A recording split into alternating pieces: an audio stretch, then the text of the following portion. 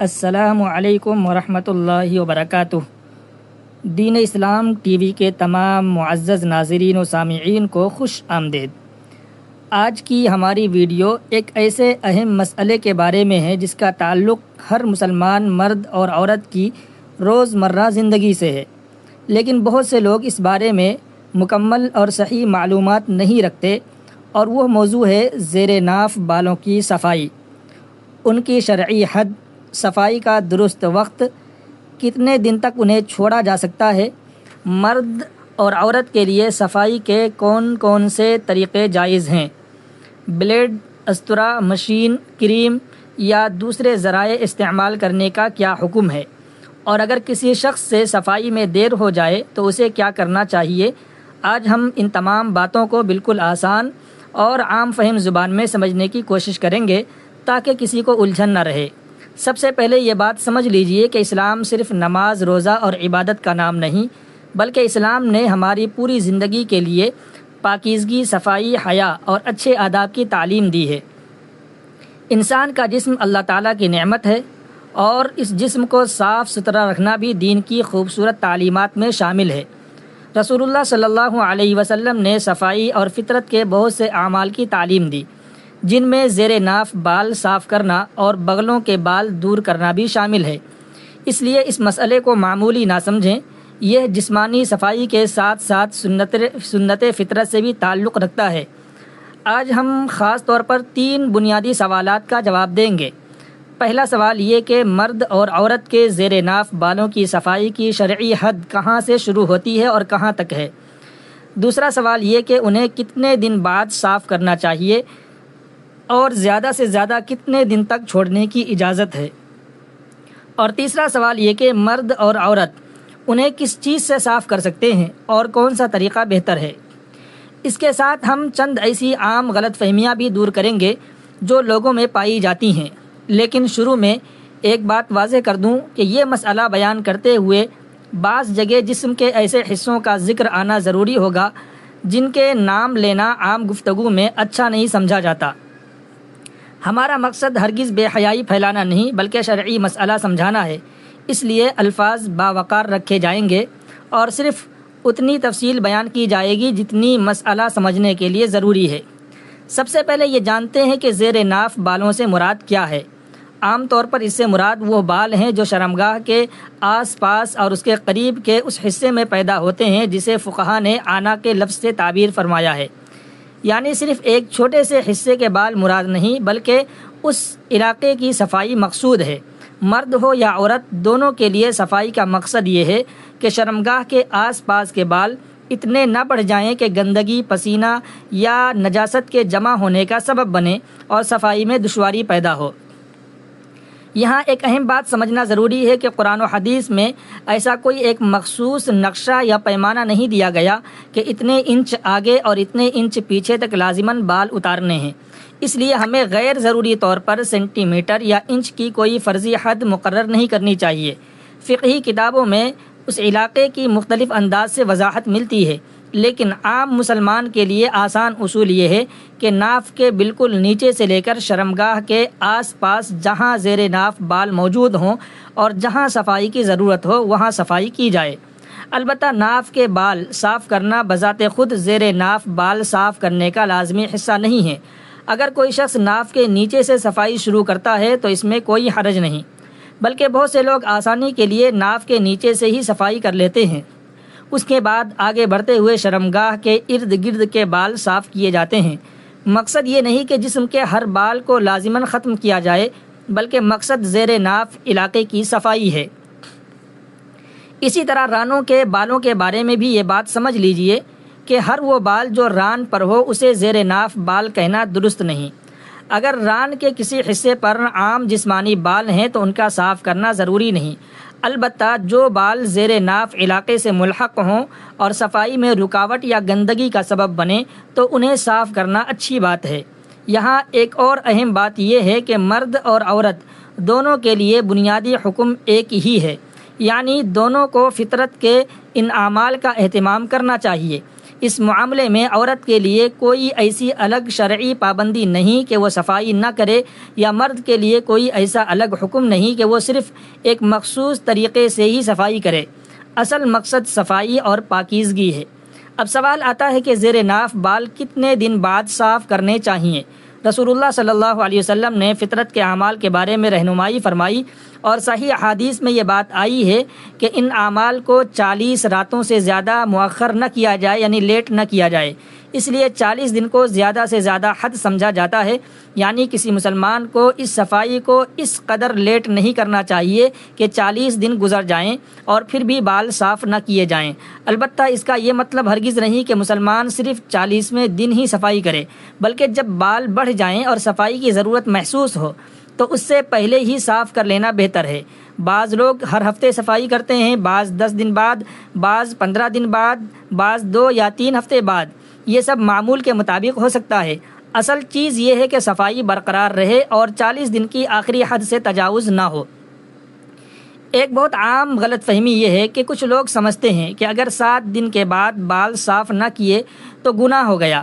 ایسا نہیں ہے۔ 7 دن کی کوئی ایسی لازمی شرعی حد ثابت نہیں جس کے بعد نہ صاف کرنے سے گناہ لازم ہو جائے، بلکہ 40 دن سے زیادہ چھوڑنے سے ممانعت آئی ہے۔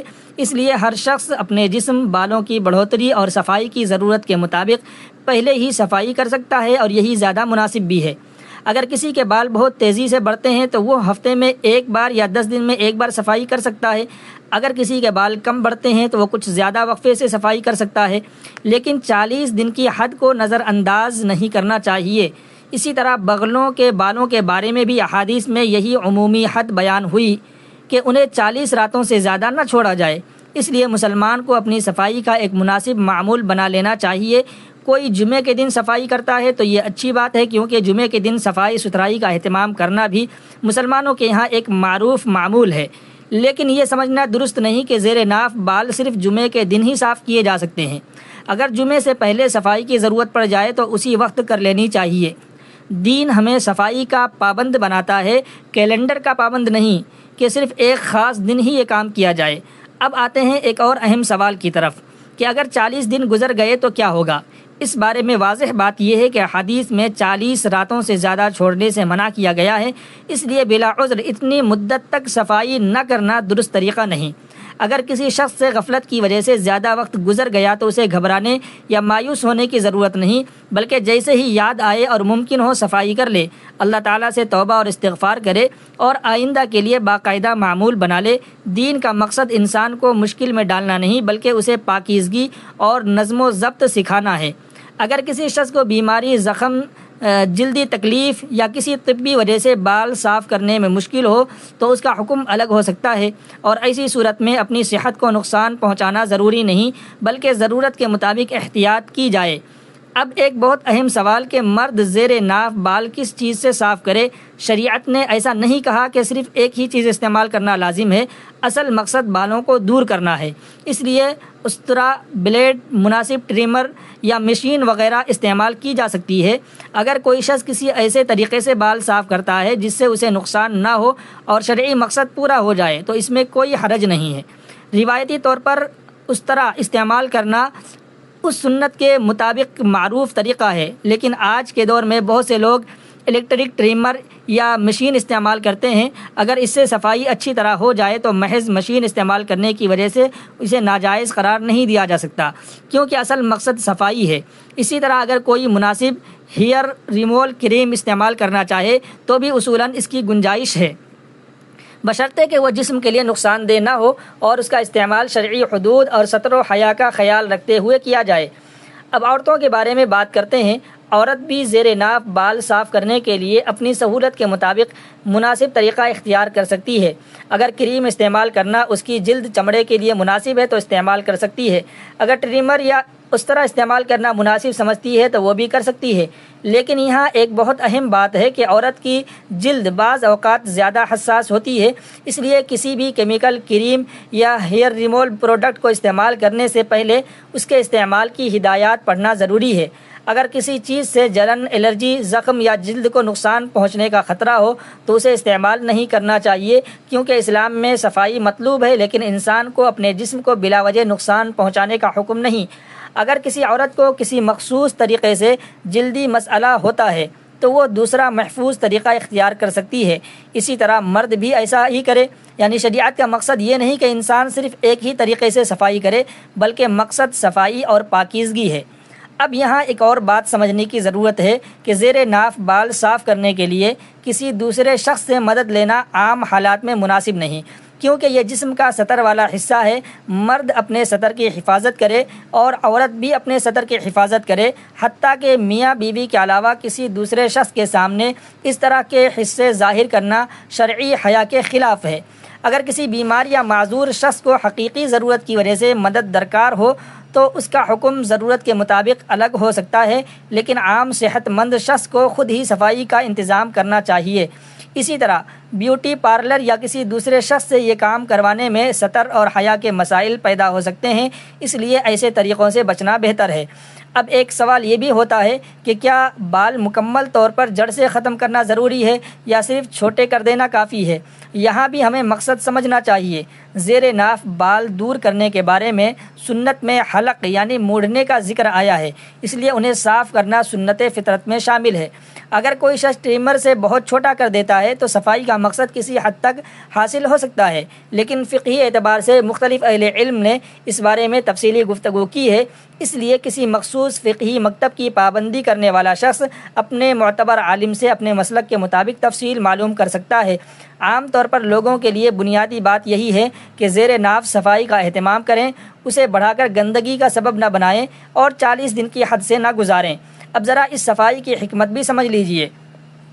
جسم کے اس حصے میں پسینہ زیادہ آ سکتا ہے، گرمی اور نمی کی وجہ سے جراثیم اور بدبو پیدا ہونے کا امکان ہوتا ہے۔ اگر صفائی نہ ہو تو نجاست کے ذرات بالوں میں پھنس سکتے ہیں۔ استنجا کے وقت صفائی مشکل ہو سکتی ہے اور انسان کے کپڑوں یا جسم کے دوسرے حصوں تک گندگی پہنچنے کا امکان بڑھ سکتا ہے۔ اس لیے اسلام نے صدیوں پہلے انسان کو ایسی صفائی کی تعلیم دی جو آج جدید طب بھی عمومی صفائی اور ذاتی حفظان صحت کے اصولوں میں اہم سمجھتی ہے۔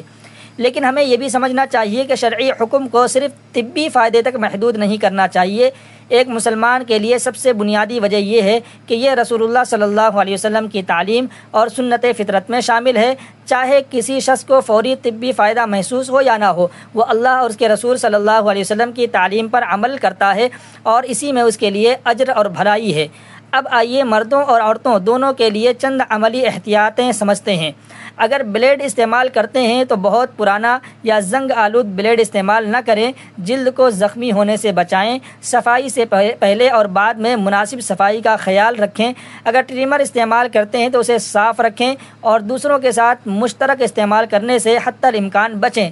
اگر ہیئر ریموول کریم استعمال کرتے ہیں تو یہ دیکھیں کہ وہ اسی حصے کے لیے مناسب ہے یا نہیں، کیونکہ ہر کریم جسم کے ہر حصے کے لیے محفوظ نہیں ہوتی۔ اگر کسی چیز کے استعمال سے شدید جلن، سوجن، خارش یا زخم پیدا ہو تو اسے فوراً روک دیں اور ضرورت ہو تو ڈاکٹر سے مشورہ کریں۔ خاص طور پر حساس جلد رکھنے والے افراد زیادہ احتیاط کریں۔ اسی طرح بال صاف کرنے کے بعد صفائی اور خشکی کا خیال رکھیں، لیکن ایسی چیزیں نہ لگائیں جو جلد کو مزید حساس کر دیں۔ ایک اور عام سوال یہ ہے کہ کیا زیر ناف بال صاف کرنے کے لیے درد یا تکلیف برداشت کرنا ضروری ہے؟ نہیں۔ اگر ایک طریقے سے بہت تکلیف ہوتی ہے تو دوسرا محفوظ طریقہ اختیار کیا جا سکتا ہے۔ سنت کا مقصد انسان کو اذیت دینا نہیں بلکہ صفائی حاصل کرنا ہے۔ اگر کسی شخص کو جلد کی بیماری، فنگس، زخم یا کسی اور طبی مسئلے کی وجہ سے صفائی میں دشواری ہو تو اسے علاج بھی کروانا چاہیے، صرف بال صاف کر لینا کافی نہیں۔ اگر جلد کا مسئلہ ہو، اب ایک اہم غلط فہمی دور کرتے ہیں۔ بعض لوگ سمجھتے ہیں کہ زیر ناف بال زیادہ لمبے ہوں تو انسان زیادہ طاقتور یا زیادہ مردانہ ہوتا ہے، یا بعض لوگ اسے خوبصورتی کے ساتھ جوڑتے ہیں۔ یہ سب غیر ضروری تصورات ہیں۔ اسلام میں اصل چیز صفائی اور فطرت کی پیروی ہے۔ اسی طرح بعض خواتین یہ سمجھتی ہیں کہ یہ صرف شادی شدہ عورتوں کے لیے ضروری ہے۔ ایسا نہیں، یہ حکم مرد اور عورت دونوں کے لیے ہے، شادی شدہ ہو یا غیر شادی شدہ۔ ہر مسلمان کو اپنی ذاتی صفائی کا اہتمام کرنا چاہیے۔ اسی طرح بعض مرد سمجھتے ہیں کہ یہ صرف جوانی میں ضروری ہے، ایسا بھی نہیں۔ صفائی کا تعلق عمر سے نہیں، جب تک انسان زندہ ہے اسے اپنے جسم کی صفائی کا خیال رکھنا چاہیے۔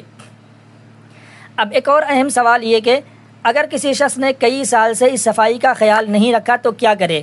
جواب بہت سادہ ہے، آج سے شروع کر دے۔ ماضی کی غفلت کی وجہ سے آئندہ بھی غفلت نہ کرے، بال صاف کرے، غسل اور طہارت کا اہتمام کرے، نمازوں کی پابندی کرے اور آئندہ 40 دن سے زیادہ کا وقفہ نہ ہونے دے۔ دین میں اصلاح کا دروازہ ہمیشہ کھلا ہے، ہمیں لوگوں کو ڈرانے کے بجائے اصلاح کا راستہ بتانا چاہیے۔ اگر کوئی شخص یہ ویڈیو دیکھ کر سوچ رہا ہے کہ مجھ سے پہلے بہت غفلت ہوئی ہے تو وہ مایوس نہ ہو، اللہ تعالیٰ سے معافی مانگے اور اپنی زندگی میں صفائی اور سنت کا معمول شروع کرے۔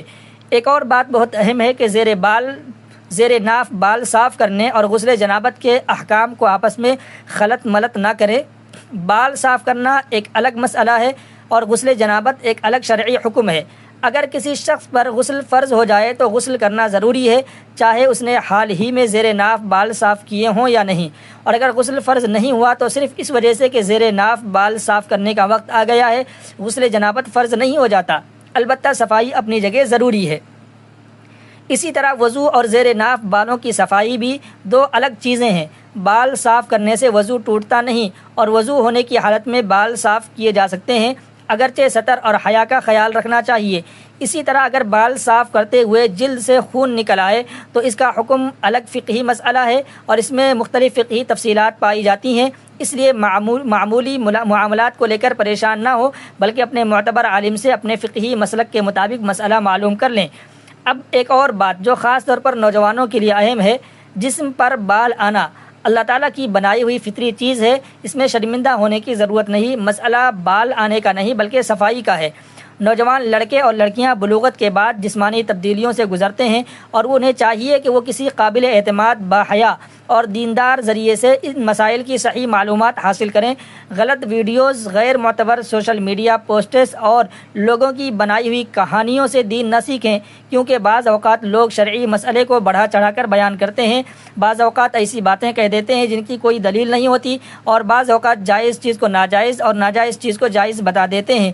اس لیے دین کے مسائل میں معتبر قرآن و حدیث اور اہل علم کی رہنمائی ضروری ہے۔ اب ایک مرتبہ پھر 3 بنیادی باتیں یاد کر لیتے ہیں۔ پہلی بات یہ کہ زیر ناف بالوں کی صفائی مرد اور عورت دونوں کے لیے سنت فطرت میں شامل ہے۔ دوسری بات یہ کہ انہیں 40 راتوں سے زیادہ چھوڑنا نہیں چاہیے، لیکن 40 دن تک انتظار کرنا ضروری نہیں بلکہ صفائی کی ضرورت کے مطابق پہلے ہی صاف کر لینا بہتر ہے۔ اور تیسری بات یہ کہ بال صاف کرنے کے لیے شریعت نے عام طور پر ایک ہی آلے کو لازم نہیں کیا، اس طرح بلیڈ، مناسب ٹرمر یا دوسرے جائز اور محفوظ ذرائع استعمال کیے جا سکتے ہیں۔ مرد اور عورت دونوں اپنی سہولت اور صحت کے مطابق طریقہ اختیار کر سکتے ہیں، البتہ ستر، حیا، صحت اور صفائی کا خیال رکھنا ضروری ہے۔ اب اس بات کو بھی ذہن میں رکھیں کہ زیر ناف بال صاف کرنے کا مقصد صرف ظاہری خوبصورتی نہیں بلکہ پاکیزگی اور سنت کی پیروی ہے۔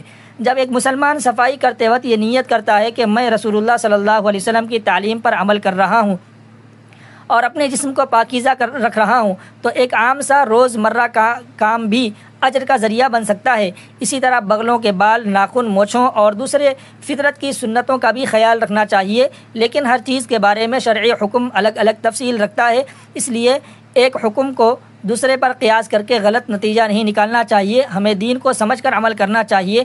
اب آخر میں مردوں اور عورتوں دونوں سے یہی کہنا چاہوں گا کہ اپنی صفائی کا معمول بنائیں، اس کام میں شرمندگی کی کوئی بات نہیں، یہ ایک پاکیزہ سنت ہے، اپنے لیے مناسب دن مقرر کر لیں۔ مثال کے طور پر اگر آپ ہر ہفتے جمعے سے پہلے اپنی ذاتی صفائی مکمل کر لیتے ہیں تو یہ ایک اچھا معمول بن سکتا ہے، لیکن اگر کسی ہفتے نہ ہو سکے تو پریشان نہ ہو، اگلے مناسب وقت پر کر لیں۔ بس اس بات کا خیال رکھیں کہ 40 دن سے زیادہ نہ گزرنے پائیں۔ اگر کسی وجہ سے آپ کو دن یاد نہیں رہتا تو موبائل، کیلنڈر یا اپنے معمول میں اسے شامل کر سکتے ہیں۔ اس طرح صفائی ایک مستقل عادت بن جائے گی، اور یاد رکھیے کہ اسلام انسان کو فطرت کے قریب رکھتا ہے۔ صفائی، حیا، پاکیزگی اور نظم و ضبط ایک مسلمان کی زندگی کا حصہ ہیں۔ ہمیں صرف دوسروں کو یہ بتانے کے لیے ویڈیو نہیں دیکھنی چاہیے بلکہ اپنے عمل کو بھی دیکھنا چاہیے کہ کیا ہم خود ان تعلیمات پر عمل کرتے ہیں۔ اگر ہم دوسروں کو سنت بتاتے ہیں لیکن اپنی صفائی اور پاکیزگی کا خیال نہیں رکھتے تو ہمیں اپنے آپ سے بھی سوال کرنا چاہیے۔ علم کا اصل فائدہ عمل ہے۔ آج کی ویڈیو کا خلاصہ اگر ایک جملے میں کیا جائے تو وہ یہ ہے کہ مرد اور عورت دونوں زیر ناف بالوں کی صفائی کا اہتمام کریں، ضرورت کے مطابق انہیں باقاعدگی سے صاف کریں، 40 دن کی آخری حد کو نظر انداز نہ کریں، صفائی کے لیے محفوظ اور جائز طریقہ اختیار کریں، ستر اور حیا کی حفاظت کریں اور اس عمل کو رسول اللہ صلی اللہ علیہ وسلم کی سنت سمجھ کر انجام دیں۔ اللہ تعالی ہمیں ظاہری اور باطنی دونوں طرح کی پاکیزگی نصیب فرمائے، ہمیں سنت رسول صلی اللہ علیہ وسلم پر صحیح طریقے سے عمل کرنے کی توفیق عطا فرمائے، ہماری غفلتوں کو معاف فرمائے اور ہمارے گھروں میں پاکیزگی، حیا، صحت اور دین کی محبت پیدا فرمائے، آمین ثم آمین۔ اگر آپ کو آج کی ویڈیو سے فائدہ ہوا ہو تو اسے اپنے دوستوں اور گھر والوں تک ضرور پہنچائیں، خاص طور پر ان لوگوں تک جو ان بنیادی اسلامی مسائل سے واقف نہیں، اور اگر کسی بات کے بارے میں مزید وضاحت چاہیے تو کمنٹ میں سوال لکھ سکتے ہیں، کوشش ہوگی کہ آئندہ ویڈیو میں اس مسئلے کی مزید وضاحت کی جائے۔ دین اسلام ٹی وی کو سبسکرائب کریں، بیل آئیکن دبائیں تاکہ دینی معلومات پر مشتمل نئی ویڈیوز آپ تک بر وقت پہنچتی رہیں۔ اللہ تعالی ہم سب کو علم نافع، عمل صالح، پاکیزگی اور سنت رسول صلی اللہ علیہ وسلم کی سچی محبت عطا فرمائے، آمین یا رب العالمین۔ السلام علیکم ورحمۃ اللہ وبرکاتہ۔